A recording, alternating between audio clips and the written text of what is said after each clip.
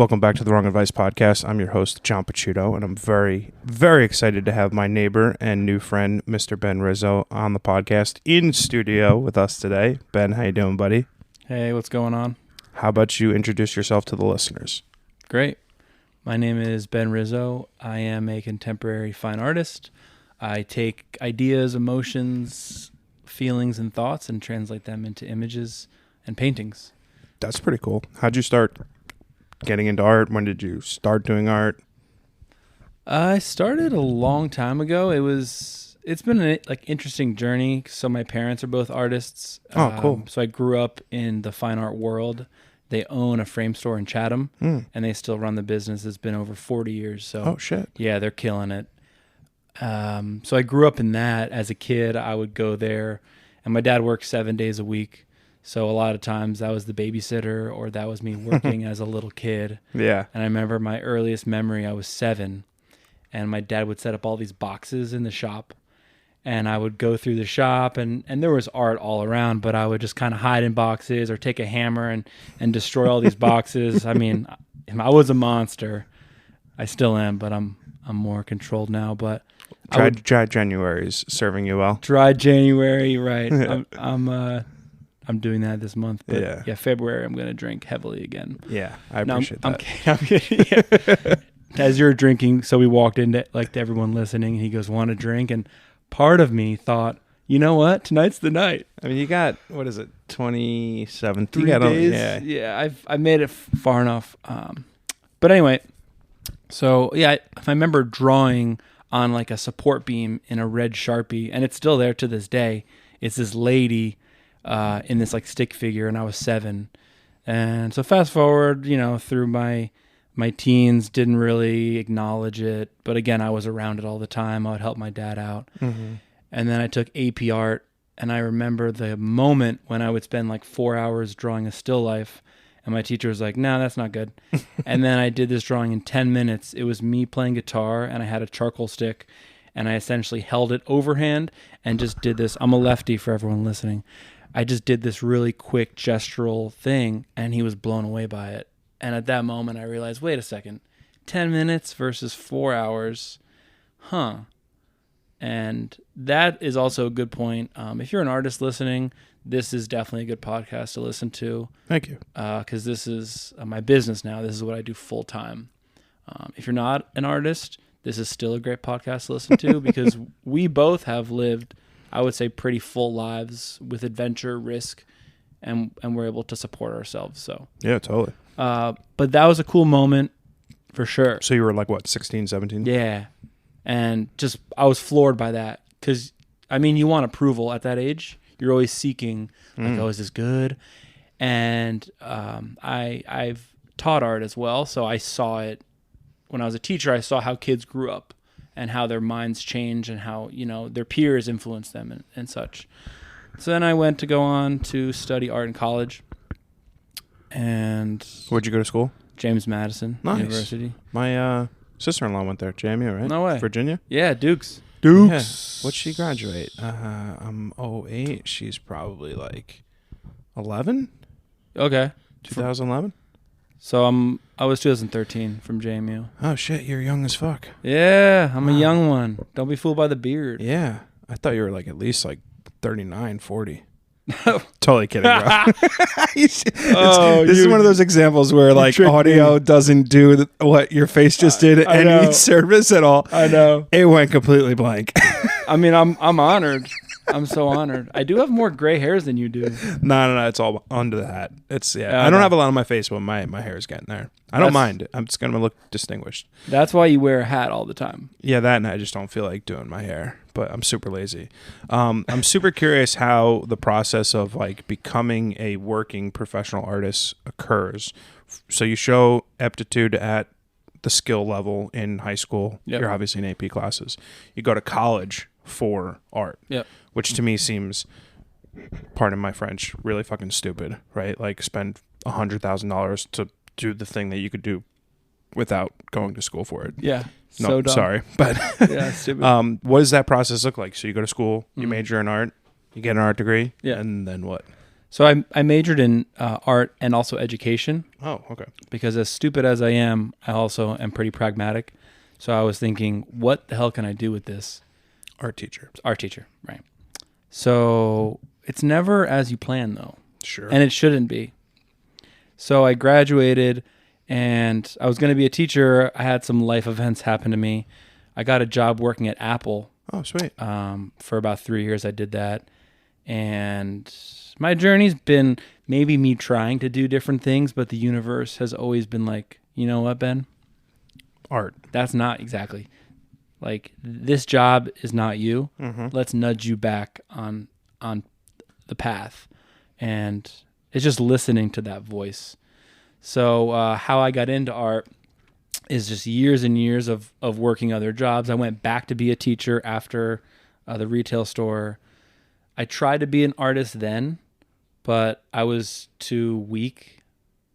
Like mentally or physically? Yeah, mentally, yeah. No, I meant like, you physically, didn't have the stamina to do it or something, No, definitely mentally. Yeah. Emotionally, I had a few moments where people would like mock me and it really got to me. Wow. For, like it threw me off course. Now, I'm a guard. I'm at my mind. I'm stone cold. I don't let anybody like knock me off. Not even myself. Like, yeah, that's good. It's not going to happen now. Yeah. But back then, 5 years 20s, ago. right? Yeah. Yeah. And then also when you have events, so like part-time artist and full-time teacher. So I would go to these events that that my friends would have and say, Ben, come sell your art. And there's something when you put all your soul into something and your time and then some money into it and you don't sell anything. And then someone even knocked over a bottle of wine all on my prints. Oh, fuck. So it's like moments like that. You're just like, what the fuck am I doing? Yeah, like you're looking up. You're like, is this really my life? Yeah, wow. So a couple of those pitfalls definitely knocked me off and I started doubting myself. So then I moved to New York City. And through this whole journey of about 10 years, I always did art, on the side. Mm-hmm. It was always something I did before I got paid. Right. So I think that's important, for anyone who's thinking about starting something or being an entrepreneur. Are you doing this without money involved? Yeah. Right? Because that's key, because there are a lot of lonely nights, tough days. My back hurts, my foot hurts, whatever. I have a cut. I'm not going out because I can't afford dinner with friends. You have no idea. Club nights. Yeah. You have no idea. Yeah, having friends in the finance industry and they're like, hey, I'm going to Venmo you for that beer that you drank. And I was like, dude, are you serious? Well, that's kind of nice. The opposite would be like, oh, cool, beers are on you. And I'm like, well, I got $37 in the bank account. This week has been a little slow. Well, that's why I'm like dry January is so important. Well, raging pandemic doesn't hurt either. I'm super curious. So like I've only been in an art space for like, let's call it like 4 or 5 years, almost to quote unquote professionally or like as my main vocation. Mm-hmm. And I'm super curious how, when you take the leap from, full-time teacher, part-time artist to that full-time art gig, what is that like for you emotionally? What is that like for you anxiety-wise, imposter syndrome-wise, all those things? Terrifying. Yeah. So just the end of the story, because it ties it together with everything. After being in the city and working all these jobs, I got a job that I thought I wanted as a trainer. Mm-hmm. And then the pandemic hit, and I actually lost my job like a month before that. I got fired. Wow. But again, the universe kind of pushed me in that direction. So all of a sudden, I had this huge commission that a designer that I still work with asked me to do. It was 5 pieces for an office in Hudson Yards. Sweet. Which kept me busy for the 4 months during the pandemic. And I'm still on that wave now. Again, now it's my thing.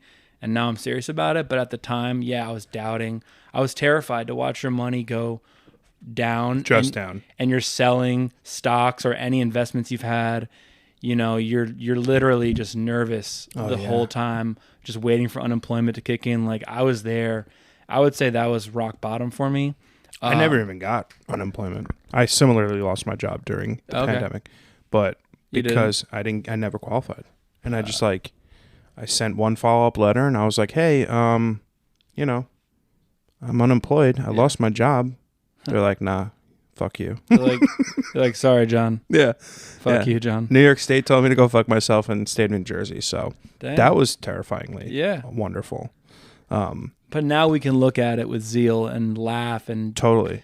You know, so I'm a big proponent of therapy. Yep. I think everyone should go to therapy, especially people who think like there's nothing wrong with their lives.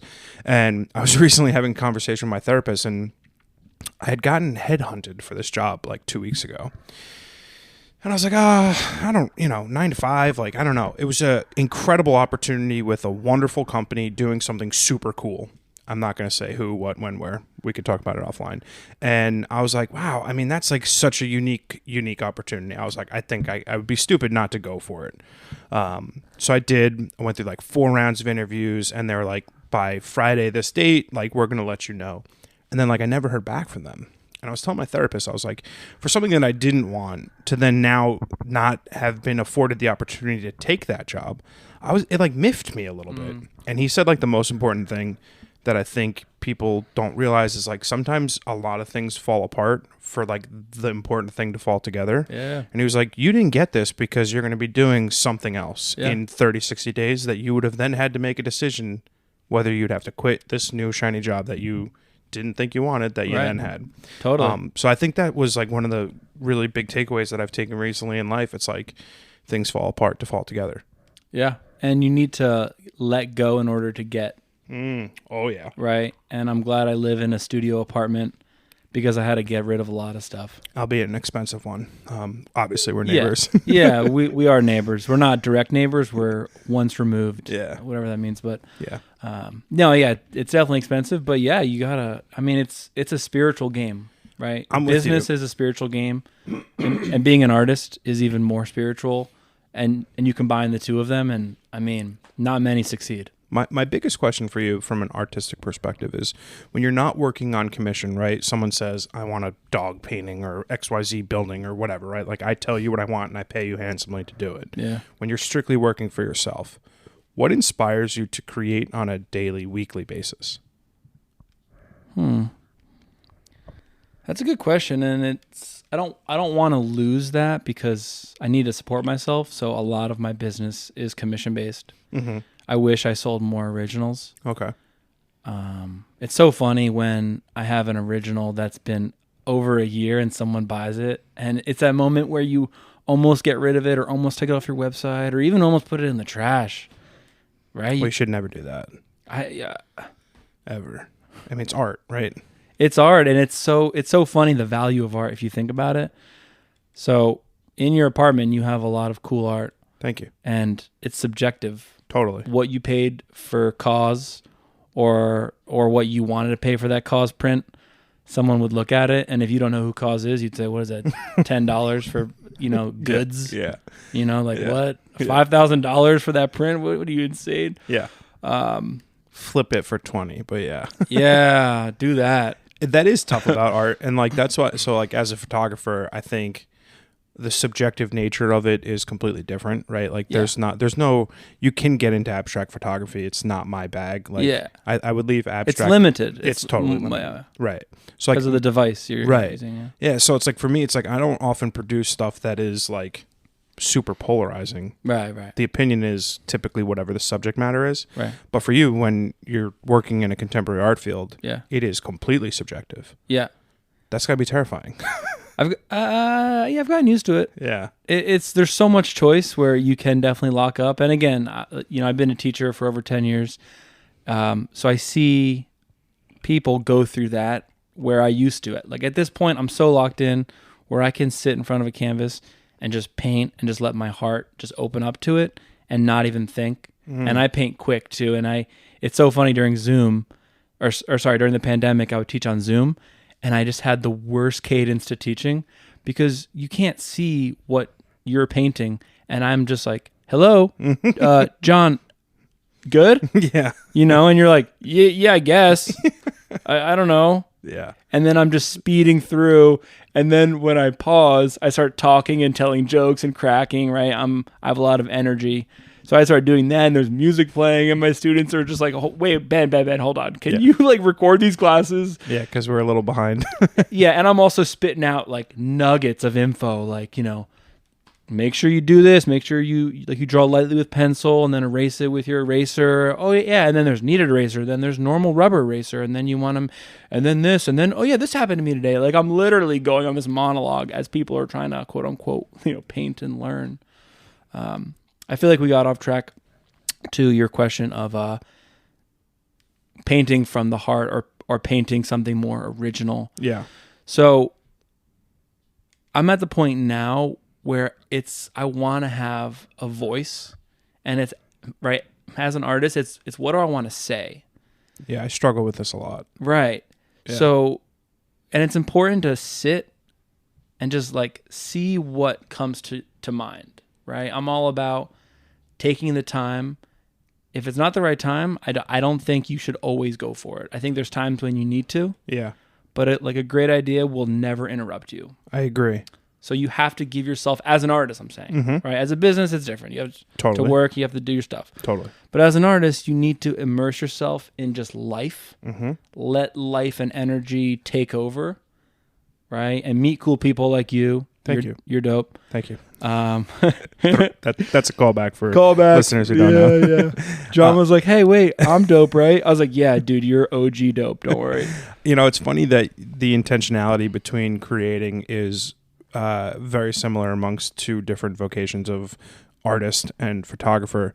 I was in a Twitter space earlier today, and one of the photographers that I was speaking with said constantly carries a camera with him every minute of every day of every second because he never knows when the opportunity is going to strike. Yeah. I don't do that. I have to be... your phone, but you don't consider that. I do. I've taken plenty of beautiful iPhone photos, and it is a wonderful tool to use in the craft. Obviously not professionally, but like when the moment strikes. Yeah. My issue with carrying a camera 24/7 is it's no longer like a creation tool for me. It's like then like an anchor, right? I will feel pressure to be creative in the moment always. And I don't think that's a healthy relationship to have with like your craft. And that's why I completely agree with you. You have to like build space. Step back. Yeah. Yeah. Mm-hmm. Totally. And it's interesting. I think, I mean, what I do and what you do are very different. Mm-hmm. I took one class in college that was photography. I absolutely hated it. Nice. Because I had never taken a photography class in my life. Yeah, it was awful. Anyone thinking about developing your film, don't do it. Yeah, no, don't. I'd rather get stung by a hive of bees. And I feel the same way as a pretty prolific film photographer. Yeah, exactly. Hand that to the lab. Yeah. And then also, I mean, I'm an artist, so I pick something up. I expect it to make a mark when I want it to. Yeah. And photography is not that. Sure. But the principles are still there. And I mean, that's the beauty of it, is that we can still be like, I hear what you're saying about giving time and what's the narrative. Mm-hmm. So beyond just a hit song, and I think a lot about the arts in general. Like, I've always wanted to write a book that compares all the different art forms. Interesting. And the pros and the cons. And I'm talking about cooking, dancing, poetry, art, music, anything, dancing, if I didn't say that, even stand-up comedy. And it compares like all the stats. So like the career, how much money you make, how many people are in it. And I think the comparison is like, as an artist, like what we do, we can continually grow and we do better and better work. If you think about some artists like Picasso and Matisse, I mean, they were doing art until they died. Mm-hmm. But then you think about other professions like stand-up comedy. When you get to a certain age, like Richard Pryor got booed off the stage when he was so old, to the point where people were like literally on edge. So there's a cool parallel between just the different art forms. Yeah. I'm amazed by, and there's moments when I go, I wish I was a musician. I wish people would sing my songs and cheer, but then I say, wait a second, sometimes I would be so sick of playing the same song. I get to make new art every day. Yeah. And once I sell it, John, it's gone. Yeah, that's interesting. So as a creative, do you ever struggle So like, let's take monetary aspects aside, right? Like, obviously you want to make enough money to survive and live, etc. So put that out of the picture. Do you struggle with like that precognitive fear zone of like, what happens if I blow up? Because I often think about this because What do you mean blow up? Blow up like fame wise, right? Like all of a sudden you wake up tomorrow and Ben Rizzo has 1.5 million Instagram followers. No. You don't worry about that? I don't even think about that. That's interesting because to me, I don't want to be famous. Like there's no part of my life that makes me seek attention and or fame. I just want to be a person doing a job that he loves. Okay. And like connecting people, having conversations, living a life. I genuinely wonder what would happen if I woke up tomorrow and I had 500,000 Instagram followers. You would freak out. I might delete my account. What? Yeah. Let me take over. You know, I've had as art moves so heavily into the digital realm right now, I'm struggling with who I am and what my art says. So like I'm working on an NFT project right now. Okay, cool. It is cool. My tie into the NFT project is going to be physical negatives tied to the digital asset that you're purchasing. Makes sense. Because to me, like, there's nothing greater. I mean, like, I've got one of my photos on the ground over there. There's nothing greater as a photographer than printing your work. Yeah. There's nothing greater as an artist than having your canvas hanging on the wall. Yeah, yeah. So I struggle with the digitized aspect of art and how it's going to be consumed. So for me, that quote unquote fame level, that quote unquote, you know, digital space is not something that I'm like concerned with or interested in. So I think most of us don't wake up to 1 million followers. I think nobody does, but I'm just using it unless you're a chocolate rain guy. Right. Double rainbow guy. Yeah. Double rainbow guy. Devin Rodriguez, the TikTok a guy who draws people in the subway. Yeah, that guy's awesome. Yeah, that guy's awesome. But like, I mean, those are just one out of every billion, you know, even more, I would say. Yeah. But for most of us, it takes 10 years. So you think that person blows up, but they've really been hustling for 10 years. Yeah. And then now they're on the radar. So I don't worry about that. I would love to be famous. I kind of, you know, I'm being totally honest. I like the attention. Yeah. I think I impact people and I want to impact people. That's the thing. I like being a positive influence. I always love the fucking 7 p.m. hallway vacuuming. What's going on here? You live in a dump. Who's vacuuming now? It's a very bizarre time to be vacuuming the hallway. I think I know that person. But anyway, she's very sweet. Yeah, very nice. Yeah. Yeah. Shout out to the vacuum lady. Yeah. Let's sorry. invite her in. Let's bring her in. Right, bring her in the pod. If we were drinking, I would totally go out and get her. But I'm drinking water, y'all. Yeah, that's funny.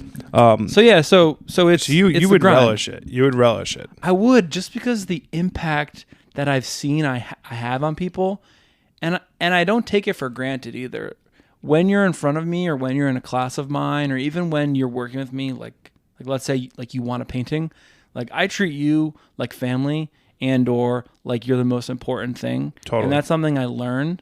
And we need that so much now because we're not numbers like we're treated. And I hate when I get service like that. Mm-hmm. I can be the biggest pain in the ass if you're not giving me like the best service. And I'm not a Karen or a Craig, whatever. Yeah. But I think I just made that up. But yeah, you did. But I expect it because I work so hard at what I do.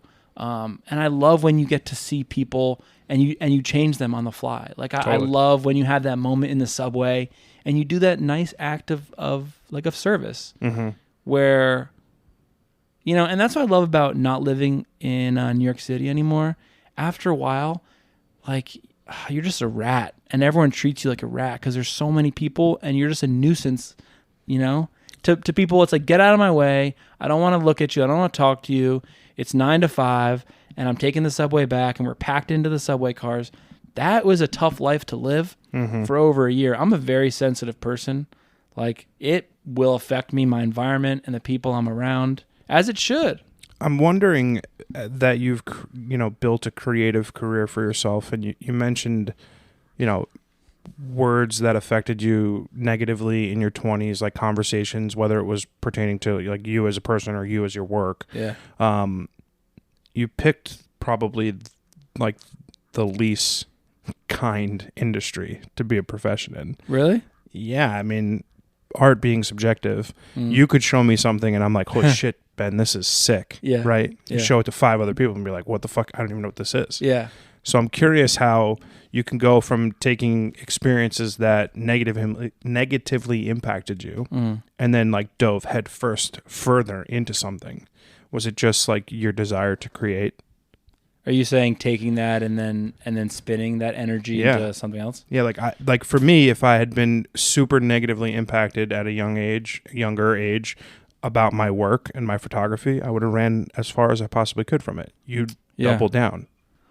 Yeah, well, like I said, I kind of went away from it, but in my resting place, after a long day of work, I want to do art, and if I'm away from art, I start to become a lousy person, and it really starts to affect me. It's really interesting, and I don't know what that's like anymore because I literally do this. I mean, I'm in the studio about 30 hours a week, I would say, and there's other things I do to run the business, but I'm pretty much creating every day now, and it keeps me really present and grounded so I can show up for the world the way that I want to. But yeah, back in the day when I wouldn't do it for a month, I would have an off month. I wouldn't be working out. I'd have just bad thoughts. You know, it's the quality of the life you want to live. But now that I'm stepping into my greatness and achieving this, I'm just in the cycle, and that's just who I am now. Yeah. I don't settle for anything less than that, and I live a pretty rigid life where I know. I remember when I texted you about working out on Sunday. I remember one time I was like, "Yo, John, if you want to join," you're like, "No, it's the Lord's day." I was As like, a joke, respectfully, and I know you were joking, but it's one of those things. I know if I do that. Right, like if I work out, I know I will feel better afterwards. Right, endorphins. Exactly, and it's just kind of running my life like a program. I hate to say it, but if I want the results, I need to put in the necessary disciplines. Do you think? And again, this could just be like my positive mental outlook on things. Like I love the positive. I feel like we're entering a unique season in like people's lives, like this post-COVID world, where people are creating more, people are attacking more creative pursuits in life, and I genuinely just feel like, and I don't know if I'm just surrounded by hyper talented people or if I'm lucky enough to know a lot of incredibly talented people, but it feels as if the next step of everyone's like journey is starting to unfold, and I'm wondering if I'm the only one that's like noticing that it feels that way.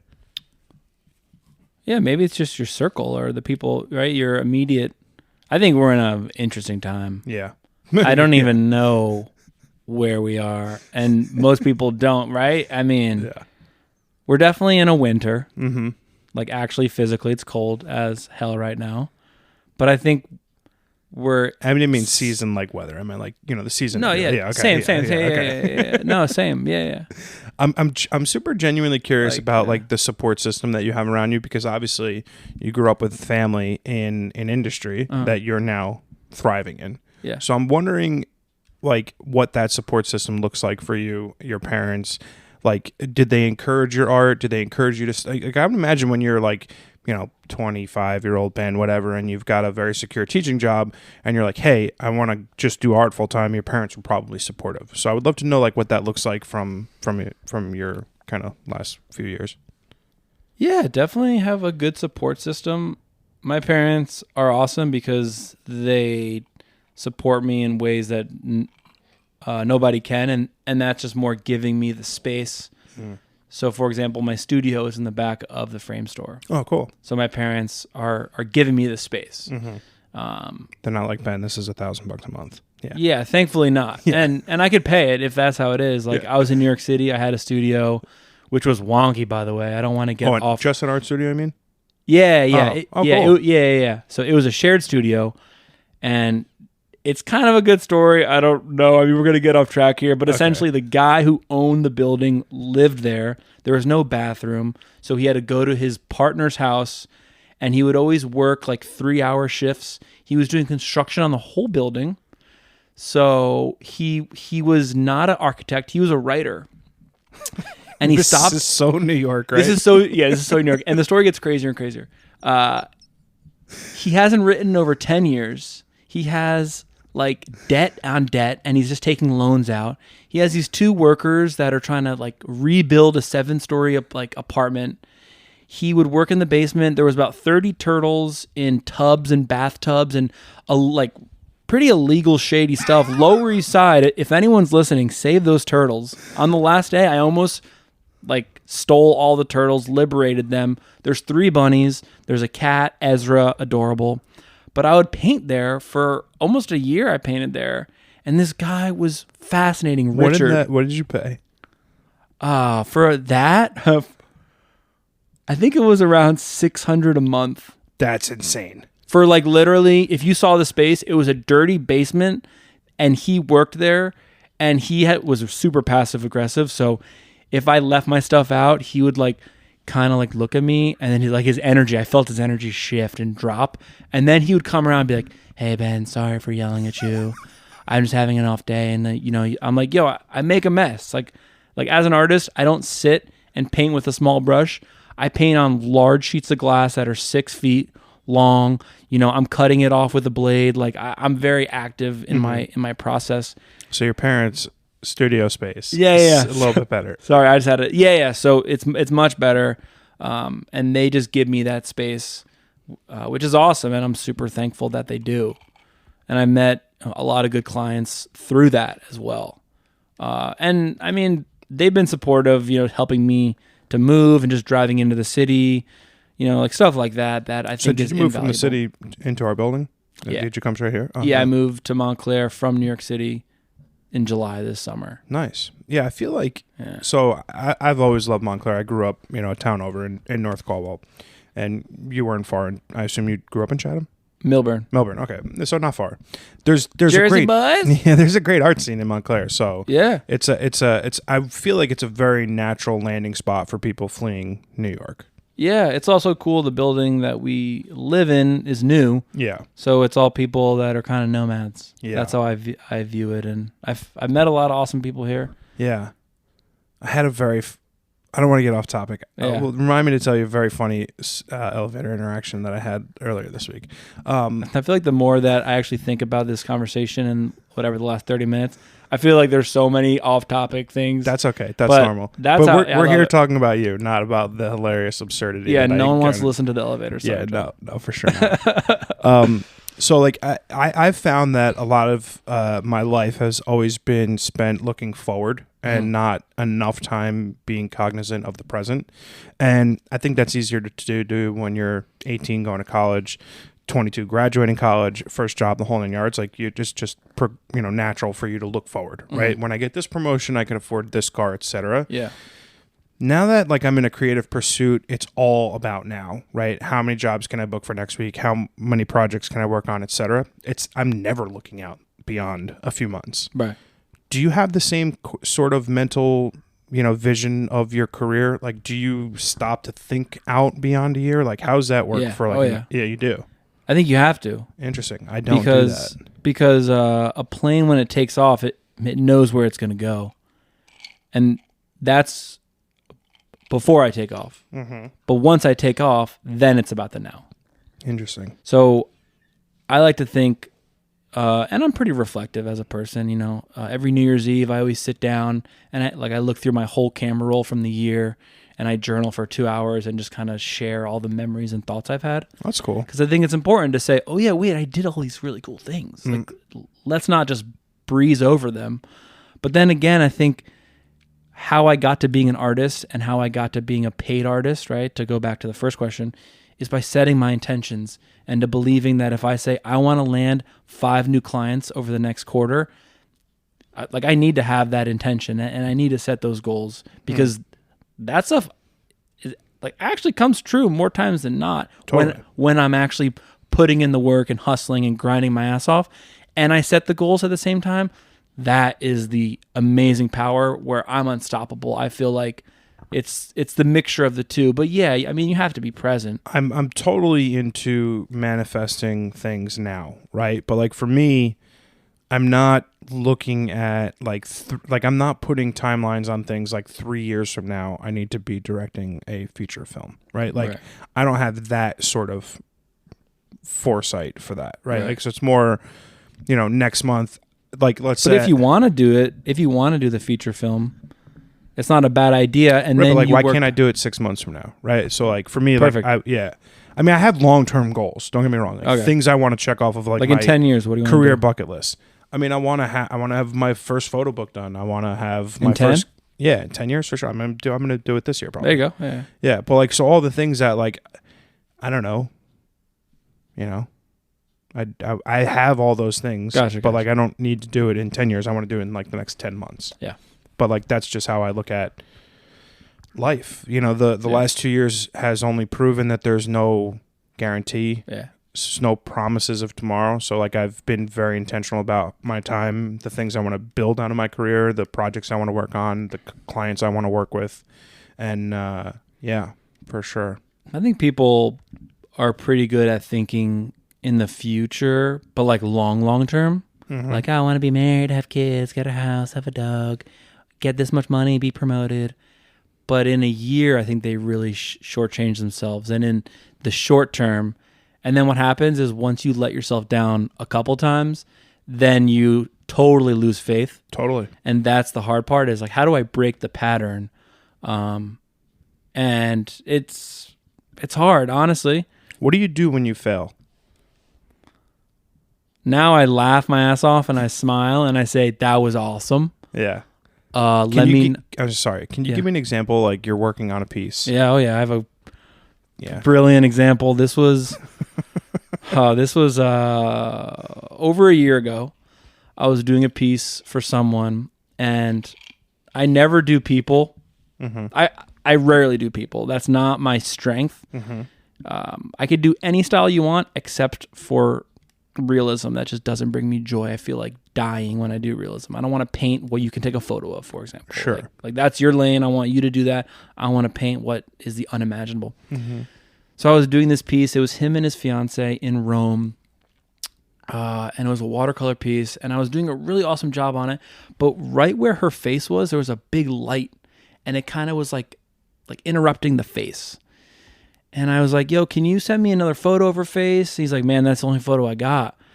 So I was like, all right. So I made the mistake of saving that for the last part of the painting. Yeah. So it was 18 by 24 watercolor. It was about 40 hours of work. I was painting the Spanish steps, all this perspective. And I got him down real nice. And one night I was just a little faded, a big mistake. And I hit a pen, ink on a wet surface. And she turned into Bozo the Clown. Oh, no. And on watercolor paper, there's no redoing it. Once the paper is like set and you try to paint over it, eventually the fibers start to go away and the paper like shreds. So it was $400 worth of about 40 hours. And I was like, hey, man, I'm going to be honest with you. This is what happened. He's like, it's not acceptable. I said, all right. And that's where you swallow your pride. The artist in me want to be like, fuck you, fuck your ugly girlfriend. I don't give a shit about you, right? But that's not Sure. That's wrong. That's wrong. Everybody listening, that is the wrong advice. Yeah. Podcast. In this case, that is true. Yeah.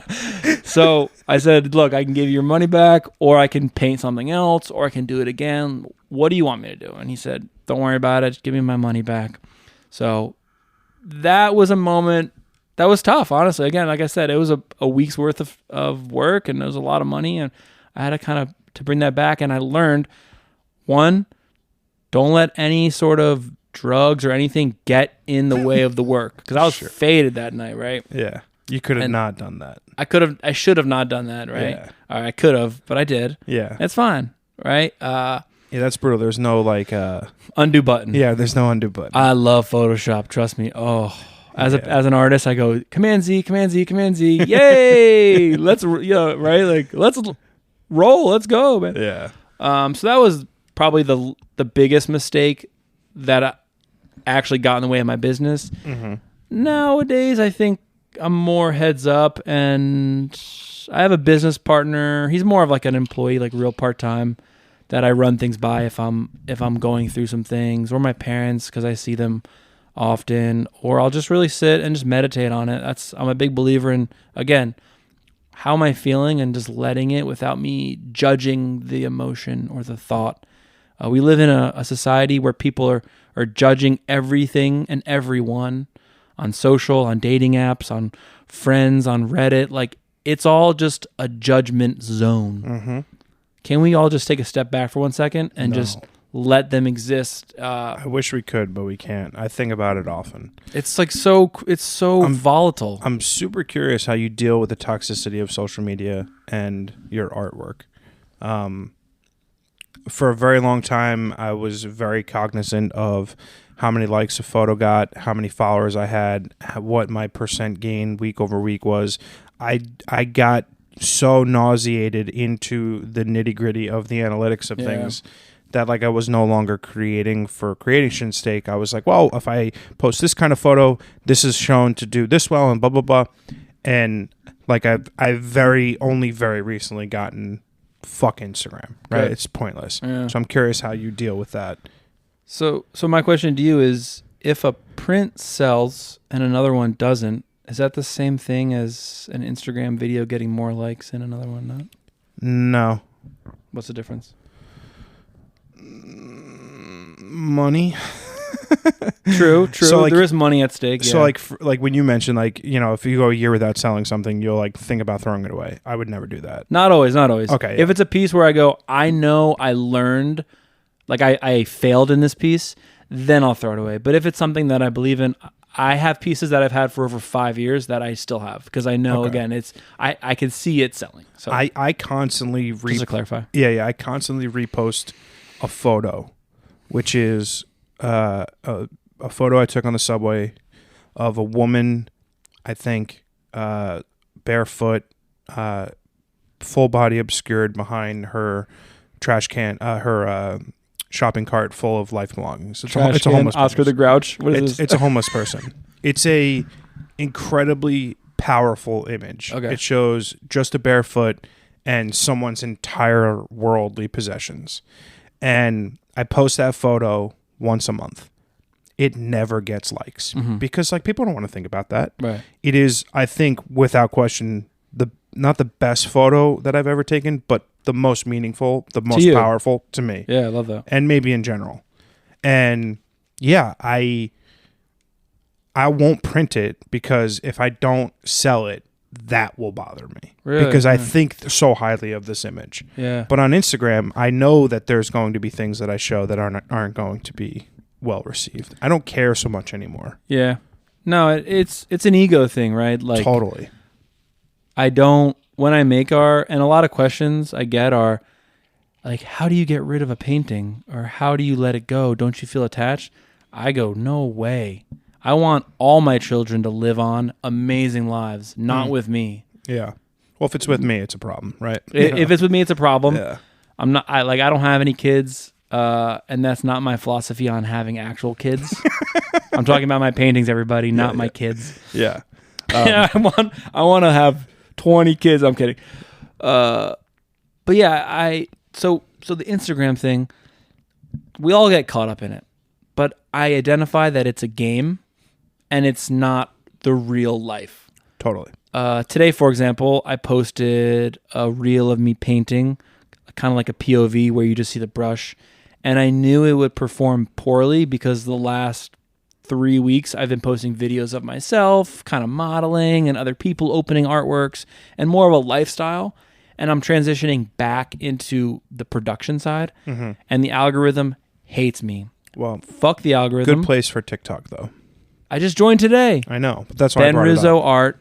Yeah, on all platforms. TikTok is the place where... But still the algorithm, though. It is, but it's a place where, like, and now listen, I don't know if these, like, following situations are real, and, like, everyone talks about it's, like, a Chinese company who's just inflating people's numbers and views and everything so that they stay on the platform, right? Who the fuck knows? Take that aside. I don't know. It's just what I've read. But Instagram. Alex Jones has just entered the podcast. I'll tell you about what's 10G, 5G, 10G. Cancer from the airway. Okay. Birds aren't real. What the hell is going on? First of all, I can't stand that guy. Yeah. No, he's super, super smart. I know, but he's like so committed to it. I'm being facetious. He's not smart at all. I mean, I think he has something because he's gotten this this. He's movement. a grifter. He's a grifter. But like, dude, we're getting off topic. I know. Sorry. Fuck Alex Jones. Here's my problem with Instagram and social media in general. Just for my own benefit, this week I posted a reel which included a 3-second clip of me sipping coffee and then like 15 photos that I took, still images. It got 1,150 views. I've got 1,300 followers. If I post a single image on my Instagram feed, 140 people will see it. So to me, Instagram doesn't give a fuck about images. And to me, as a photographer, it's not troubling, it's devastating. Because Instagram used to be the place where you would share your images. Yeah. Now I'm about 15 years too late. Yeah. I recently found Twitter to be the place where I could share my art and my photos because they're not focused on video. Yeah. At least not now. Yeah. And with these Twitter spaces where I've been having these wonderful conversations with people about NFTs and digital art and turning your photos into NFTs to really make life-changing money for you, I've found a community of people who are inspiring me to continue to create. And I don't feel that way when I go on Instagram. Yeah, just real quick callback. The birds aren't real thing is an actual movement, and it's not Alex Jones. No, I know. So when I said the guy was smart, I'm not talking about Alex Jones. No, I know. Just want to come off as a decent human. Yeah, birds are not real. They don't exist. They're all robots. It's a government thing. Yeah, it's a government thing. It's a weird movement. Just look it up, people. It's not us. It's also a flat Earth. No, don't say that. Do you know the funniest joke I ever heard about flat earthers? It was like, okay, so the Earth is flat, but why is every other planet in the atmosphere round? Oh, I love that. Hilarious. It's like, okay, so you're saying the Earth is flat, but like, too why? Much logic. There's way too much logic. Yeah, right. Yeah. Why is the sun a big circle? Yeah, everything else. I believe everything else is round, just not the Earth. Yeah, it's absurd. That's not a joke. That's just the truth. Yeah, it's absurd. Yeah, I mean, I saw something on Instagram where they're coming out with paid, like as a followers. Yeah, exactly. No. Subscribers. Yeah, like as a content creator, I can offer like a paid model where people can get exclusive like videos and it's new, and that's just becoming a different thing. It's entertainment now, and I try to remember that. Yeah. I think it's entertainment first. If you want to get some serious stuff, I have a website. Mm-hmm. I have my personal relationships, and that is the most important thing by far. I'm not selling a $10 hat. Mm-hmm. I'm selling a $500, a $1,000, a $2,000 piece of artwork, even $3,000. Right? My most expensive was $3,500. I just need 1 or 2 people a month to sell, so I need to have insane relationships. And I think I've sold 1 piece on Instagram when I didn't know somebody. So the power of relationships, all of my stuff is through a referral or through someone I meet, like how you and I met. You know, I've met a bunch of people, and then all of a sudden they go, hey, we actually want some art, or hey, my friend needs it. And it's just the power of me getting out in the world and meeting people. So I don't view Instagram or any social with too much weight, because I know, like, at the end of the day, it's entertainment. It's replacing TV, or it has replaced TV. YouTube is now the new TV, and Instagram and TikTok is now what we used to do when I used to watch, cartoons. Now kids are going to these platforms. Yeah. So I try to have fun with it. Sometimes it hurts, but I think at the end of the day, life is just, it is what it is. Because, once I get down on that, I have way more important things to worry about. Who artistically inspires you?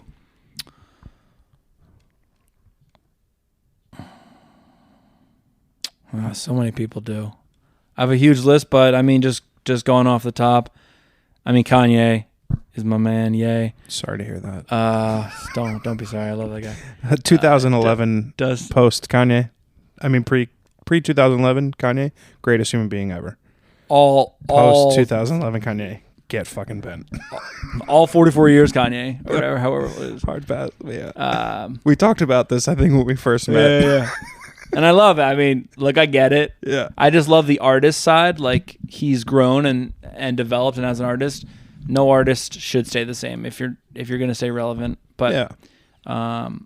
What about Kanye inspires you?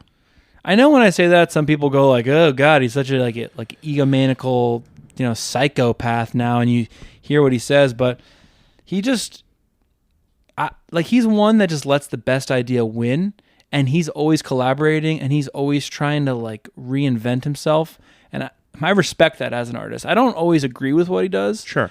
I don't say I want to be like him, but I respect how he moves in the art field and his vision. I think he literally is... There are commendable things about his work. Just with fashion alone, his denim jacket that he just put out, just sold out online in seconds. It was a $2,000 denim jacket. And he defines how our society views, I think, just culture.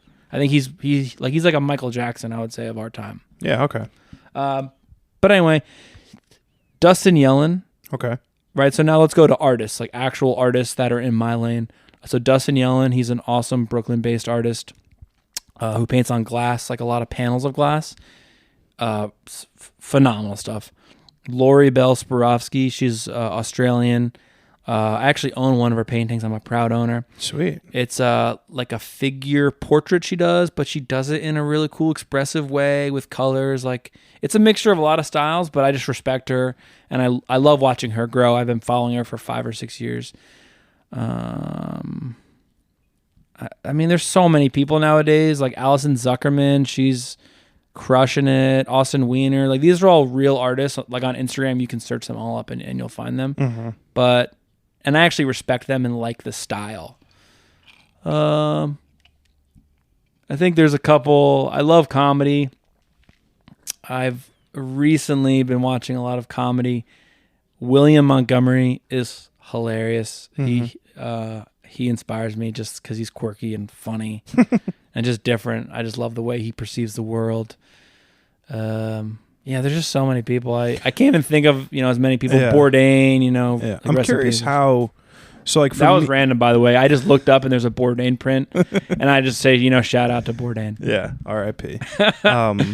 I'm curious how your mood impacts your work. So for me, from a photography perspective, if I'm having a bad week or a down week, or if I'm ever feeling low, that will come out in my artwork. It'll be black and white primarily. It'll be moody, nighttime photography. There will be a look and a connotation. I can say with certainty how I was feeling when I created a specific image. Being that you work primarily on commission, is it possible for you to like look at your work and say, like, elicit a memory, a feeling, or something from that period of time when you created something? Not really. No. And I don't really view myself too much as an artist anymore. I'd say more of a business person or more of an athlete. When it's time that I step on the court or like I step on the rink, whatever it is, it's serious. Like, I'm in the ring, all my emotions, see ya. It's not about my emotions anymore. It's about the opponent that's coming right at me, and we're going to fight, and I'm going to win.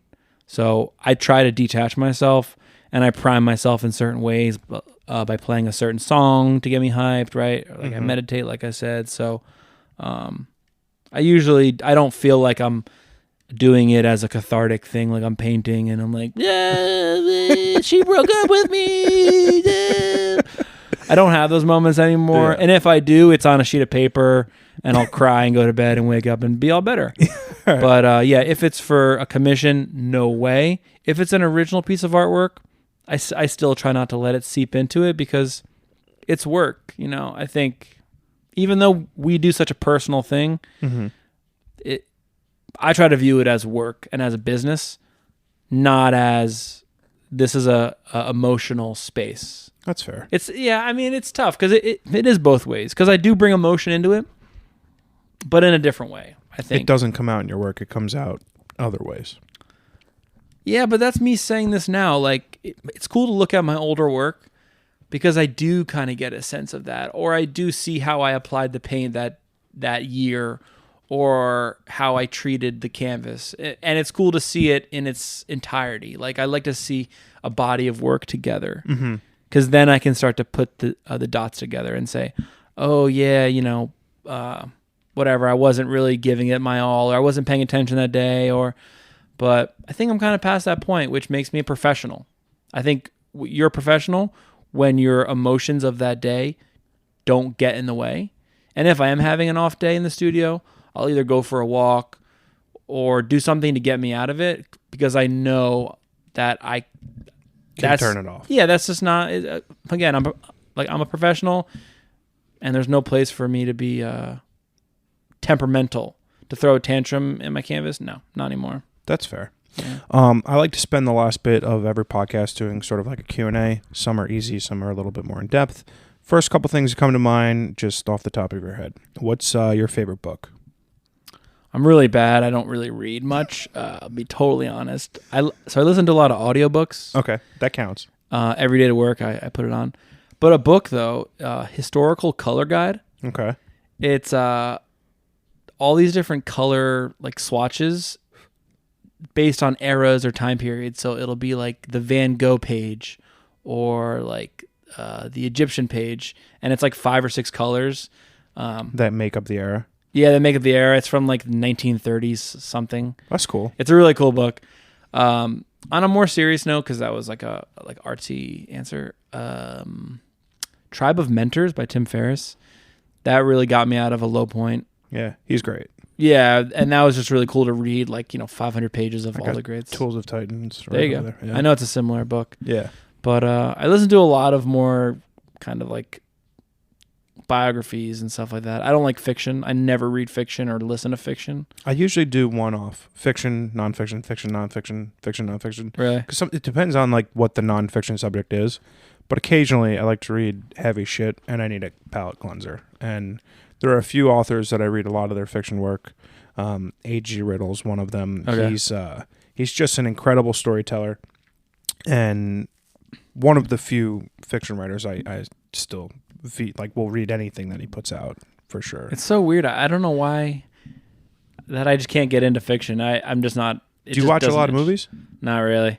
That's like the least cool thing about me. I was saying my follow-up question of your favorite movie is just not gonna land. No, it's better. I'm working on it. All right, okay. Everybody. I would say right now, True Romance just blew me away. Mm-hmm. That's my current favorite movie, True Romance. Okay. What's your favorite food? Everything, but Italian food. Oh, yeah, I'm Italian. I could do Rizzo. pasta. Would have never have guessed that. Rizzo, pasta, pizza. What's your biggest fear? To not live up to my greatness. Okay. Is that it? Yeah, I'm not scared of death. I'm not scared of failure. I'm scared to grow up and not live to what I'm capable of. Yeah, not living up to your full potential. Yeah, and okay. To be like, I should have done this. Yeah, regret. That is just, I guess I'm not really fearful of it, but I don't want to be in that space. It's a motivator. Yeah, definitely. I don't want to be 40 and still be like, damn, what am I doing? I'm in the same place that I was when I was 31. Yeah. Which I won't be, I know that. But. Yeah. Do you believe in an afterlife? Not that like we go to a place all together and we have a big party.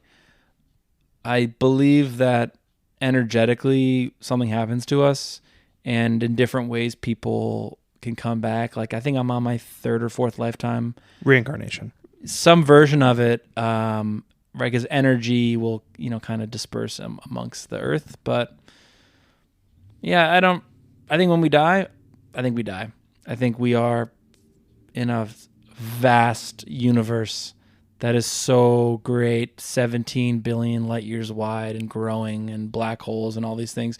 We are just insignificant. There's nothing special about us. I don't agree. I just think that it's just science, and it's interesting. Yeah, it's interesting, and I do believe in like manifesting and all these things, but I think just there are amazing things happening all around us, and if we think we're the greatest, we're just too into ourselves. I think that is interesting way to frame it because I feel the same way, Yeah. which is why I believe there's something else. And I'm not saying it's like we're in the clouds, we're with Jesus, and Grandpa. Yeah, right. What it is, I have no fucking idea. But the concept that we exist because we matured through a primordial ooze and developed sentience is like insane to me. There's got to be something greater out there. I agree. It's definitely interesting, especially when you look at history and everything. It's cool. It's wild. Yeah, for sure. Food afterlife. What's your biggest regret? I don't really have one. I've come to peace with any of them that I had, and I don't think about it anymore. That's pretty great. What's the best piece of advice someone's ever given you?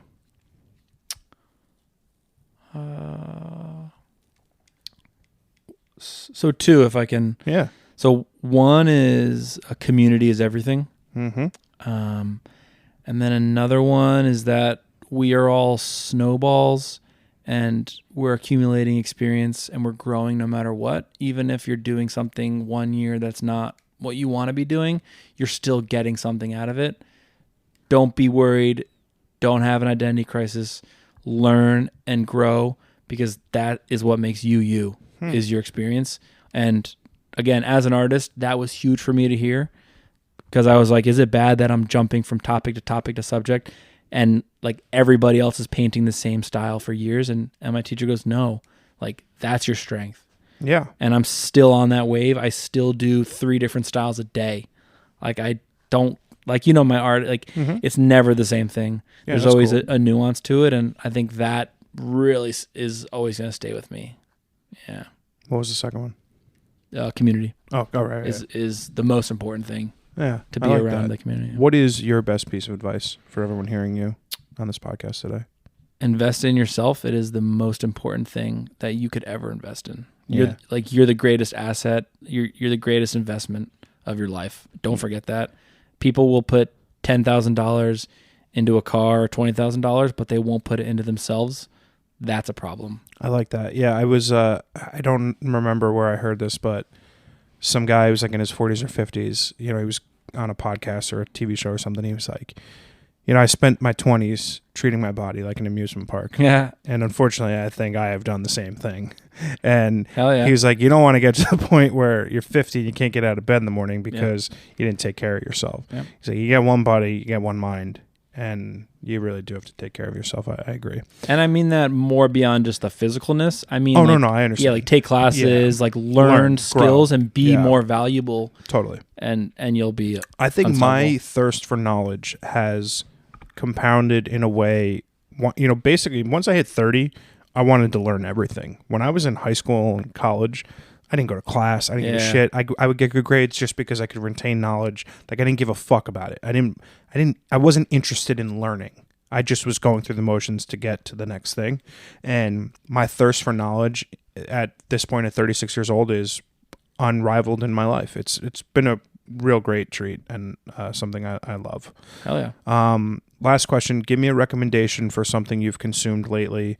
Could be an art show, a TV show, movie, podcast, book, just something that you've recently consumed that you want me and everyone to check out. Kill Tony. It's a live podcast. It's a stand-up show where they call people up. They do a minute of stand-up. And then Tony Hinchcliffe just roasts them. And I've literally watched so many episodes. It's on YouTube. You can find it. It's a new show every Monday, but I've spent my holidays just watching so much of that show. And William Montgomery's on it. Nice. I love that show. It's so awesome. I'll check it out. Ben, buddy, thank you so much for coming on. Yeah, thanks for inviting me. Greatly appreciate your time. And obviously we're friends, we're neighbors, but thank you so much for your time today. I love it. Thanks again. No problem, buddy. See ya. Take care.